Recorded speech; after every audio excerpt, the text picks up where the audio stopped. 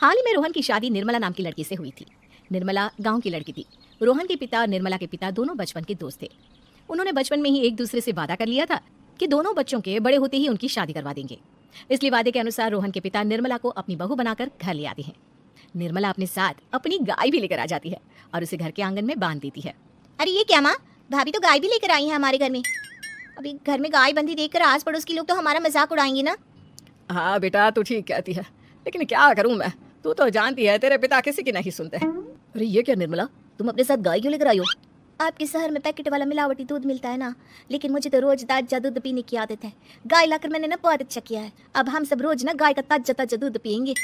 अरे ये सब तो ठीक है, लेकिन तुम ध्यान रखना कि तुम्हारी गाय की वजह से आस पड़ोस के लोगों को कोई तकलीफ ना हो। हाँ हाँ, मैं सब देख लूंगी, आप चिंता ना करें।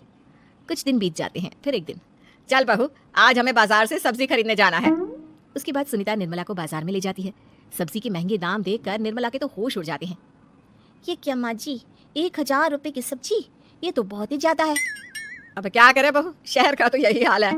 ना ना ना, मैं इस तरह पैसों की बर्बादी बर्दाश्त नहीं कर सकती। अब से ना हम इस बाजार से सब्जी नहीं खरीदेंगे। यहाँ फिर अगले दिन निर्मला घर के आंगन की मिट्टी खोद कर वहाँ तरह तरह की सब्जियां लगा देती है। अरे काव्या, तेरी भाभी तो बहुत अजीब है, उसने तेरे पूरे आंगन को खेत बना कर रख दिया। मेरी समझ में नहीं आता तुम लोग इस लड़की को कहाँ से पकड़ कर लाए हो। अरे सब मेरे पिताजी का किया धरा है। सालों पहले अपने दोस्त से किए वादे के चलते उन्होंने उस गवार को हमारे गले बांध दिया। अरे तेरी भाभी सच में एक नंबर की गंवार है, उसे तो ढंग के कपड़े पहनने तक नहीं आते, ऊपर से उसने तेरे घर को गांव का तबेला बनाकर रख दिया है।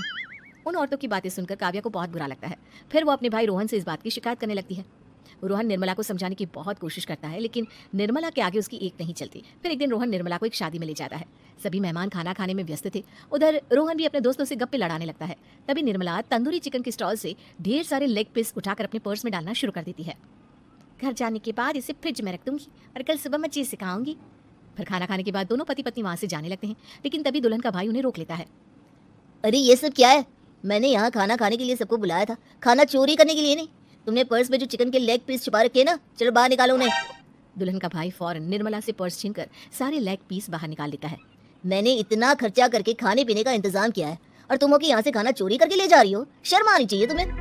वहाँ मौजूद सभी लोग निर्मला को भला बुरा कहने लगते हैं। अपनी बेइज्जती होती देख रोहन दुल्हन के भाई से माफी मांगकर निर्मला को घर ले आता है। निर्मला, आज तुमने सबके सामने मेरी नाक कटवा दी। आखिर तुम्हें चिकन के पीस चुराने की जरूरत क्या थी? मुझे माफ कर दीजिए रोहन जी।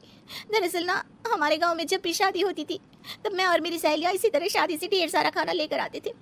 मुझे नहीं पता था कि मेरी इस गलती से आपकी इतनी बेइज्जती हो जाएगी। मुझे माफ कर दीजिए, आज के बाद ऐसी गलती कभी ना करेंगे। इतना कहकर निर्मला रोने लगती है। निर्मला को रोते देख रोहन का दिल पिघल जाता है और उसे माफ करके गले लगा लेता है। इस तरह कुछ दिन बीत जाते हैं। फिर एक दिन रोहन उदास होकर घर लौटता है। रोहन के कपड़े बुरी तरह फटे हुए थे। अरे बेटा, ये सब क्या है? किसी के साथ मारा पीटी हो गई है क्या? नहीं माँ, आज हमारी जिंदगी का सबसे बुरा दिन है। म्युनिसिपैलिटी वालों ने हमारी दुकान तोड़ दी। आज से हमारी आमदनी पूरी तरह बंद हो गई। हे भगवान, हमने तो किस्त पर ढेर सारा सामान ले रखा है। अब हम सारे सामान की किस्त कैसे चुकाएंगे? मेरी तो सोचने समझने की शक्ति ही खत्म हो गई। पता नहीं आगे हमें और कितनी मुसीबत झेलनी पड़ेगी। आप सबको ना चिंता करने की जरूरत ना है, मैं सब ठीक कर दूंगी। तो कहना क्या चाहती है बहू? हम ना बोल कर नहीं बल्कि करके दिखाएंगे। हाँ। उसके बाद निर्मला अपने पिता को फोन करके गांव से 5 गाय मंगवा लेती है और फिर अगले दिन निर्मला सभी गायों का दूध निकालकर बड़े बर्तन में भर लेती है। तुम ये सब क्या कर रही हो निर्मला? मेरी तो कुछ समझ में नहीं आ रहा। हम ना इन गायों का दूध बेचने जा रहे हैं, उसके बाद हमारी पैसों की समस्या खत्म हो जाएगी। हे भगवान, बस यही दिन देखना बाकी रह गया था। भाभी दूध वाली बनकर दूध बेचेंगी तो मोहल्ले में इज्जत क्या रहेगी हमारी? सभी लोग हमें तरह तरह के ताने मारेंगे। आप ना ऐसी बेकार की बातें ना करो काव्या जी। जब जेब का पैसा और पेट की रोटी छिन जाती है तो इंसान पहले अपने और अपने परिवार के बारे में सोचता है। और वैसे भी जिस काम से हमारा घर चले उसकी कभी ना बुराई नहीं करनी चाहिए। फिर निर्मला दूध के 2 बड़े बर्तन साइकिल के दोनों तरफ लटकाकर मोहल्ले में घूमने लगती है। दूध ले लो, दूध, गाय का ताजा ताजा दूध ले लो, बिना मिलावट का शुद्ध दूध ले लो। चलो चलो आओ भाई, जल्दी ले लो। तभी निर्मला के पास कुछ औरतें आती हैं। अरे तुम तो सुनीता की बहू हो ना, तुम इस तरह सड़क पर दूध क्यों बेच रही हो? निर्मला उन दोनों औरतों को अपने घर के हालातों के बारे में सब बता देती है। देखिए, मैंने ना अभी अभी गाय का ताजा दूध निकाला है।